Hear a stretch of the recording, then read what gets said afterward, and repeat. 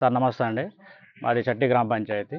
నిన్న జరిగినటువంటి ప్రెస్ మీట్‌లో ఏదైతే ఉందో, మాకున్నటువంటి 2 బూతుల్లో ఒకటి 342, ఒకటి 343 బూత్‌లో జిఎస్ఎల్ మెడికల్ ఇన్స్టిట్యూషన్స్ మరియు కిమ్యూ ఇంటర్నేషనల్ యూనివర్సిటీ భాగస్వామ్యంతో ఇండియన్ అలైన్డ్ ఎంబీబీఎస్ కోర్స్ అడ్మిషన్లు అందిస్తోంది నియో.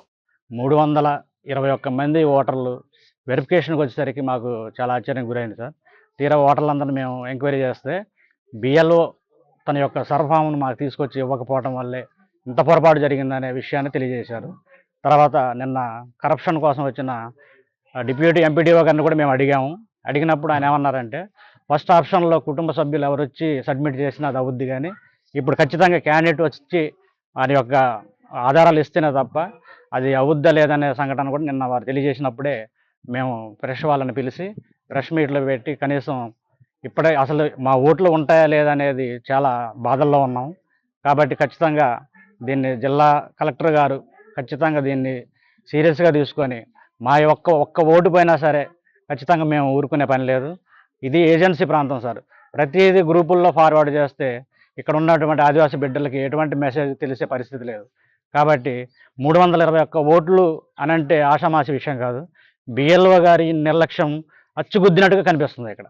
కాబట్టి ఇప్పటికైనా సరే అధికారులు స్పందించి ఈ ఆదివాసీ ప్రాంతాల్లో కనీసం అధికారులు ప్రతి ఇంటికి వెళ్ళి డోర్ టు డోర్ చేయాల్సిన విజిట్ను కూడా వాళ్ళు నిర్లక్ష్యంగా వ్యవహరించడం వల్లనే ఈ రోజున 321 మంది ఓట్లు వస్తాయా రాదనేది సందిగ్ధంలో ఉంది.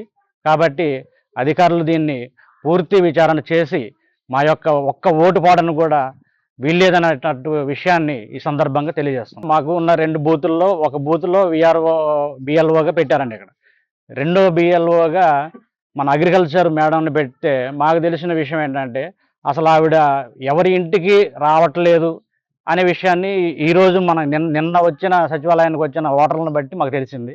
ఎందుకు రాలేదని ఆవిడని అడిగితే ఆవిడేమంటుందంటే, నేను అగ్రికల్చర్ డిపార్ట్మెంట్ నాది, నాకు ఈ టైంలో యూరియా వస్తుంది కాబట్టి నేను దానికి వేరే మనుషుల్ని పెట్టి చేశాను అన్నప్పుడు మాకేంటంటే, ఇప్పుడు ప్రజలు జీతం ఇచ్చేటప్పుడు ప్రజల మీద అంత బాధ్యత లేనప్పుడు వేరే వ్యక్తిని పెడితే వాళ్ళు ఏ బాధ్యతగా చేస్తారండి? ఖచ్చితంగా ఒక ఉద్యోగస్తురాలు వారి బాధ్యతను నిర్వర్తించాల్సిన సమయంలో నాకు వేరే పని ఉండి వేరే వాళ్ళకి అప్పచెప్పాను అనటం కూడా అది కరెక్ట్ అయిన సమాధానం కాదని చెప్పి మేము భావిస్తున్నాం.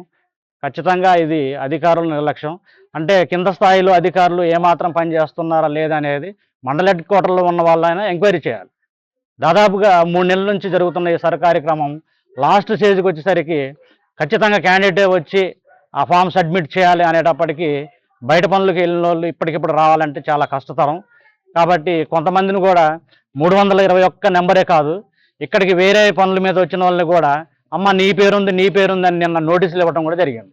మరి ఇది ఎంత నిర్లక్ష్యానికి నిదర్శనంగా కనిపిస్తుందనంటే ఖచ్చితంగా దీన్ని అధికారులు అంటే పైన అధికారులు ఆర్డర్ చేయడమే కాదు, కింద స్థాయిలో ఉన్న అధికారులు కూడా ఎంతవరకు పనిచేస్తున్నారనేది ఒక నిఘా కూడా పెట్టాల్సిన అవసరం ఉంది.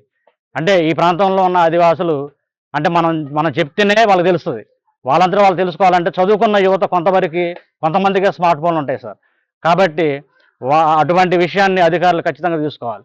ఒక వ్యక్తి ఓటు ఈరోజు పోయిందనంటే ఆ వ్యక్తి దేహం కాలిపోతేనే తప్ప అతను ఐడెంటిటీ పోవాలి తప్ప మనం చేసే అధికారుల నిర్లక్ష్యం వల్ల ఓటు పోవడం అనేది కరెక్ట్ అయిన విషయం కాదని చెప్పి సందర్భంగా తెలియజేస్తాం. మేము ఖచ్చితంగా పోయినటువంటి ఓట్లు కానీ ఇంకే మిగిలిన ఓట్లు కానీ ఏ రకంగా ఆ బిఎల్ఓ గారి నిర్లక్ష్యానికి ఎలా గురి చేశారో అనేది దాన్ని ఖచ్చితంగా విచారణ చేయాలి.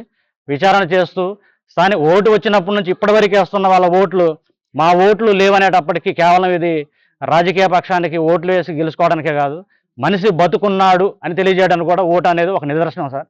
ఖచ్చితంగా ఎవరైతే వాళ్ళు లిస్ట్ ఇచ్చారో లిస్టు లేకుండా వచ్చిన వాటికి కూడా ఖచ్చితంగా ఓటు వచ్చే విధంగా చర్యలు తీసుకోవాలని చెప్పి మా డిమాండ్.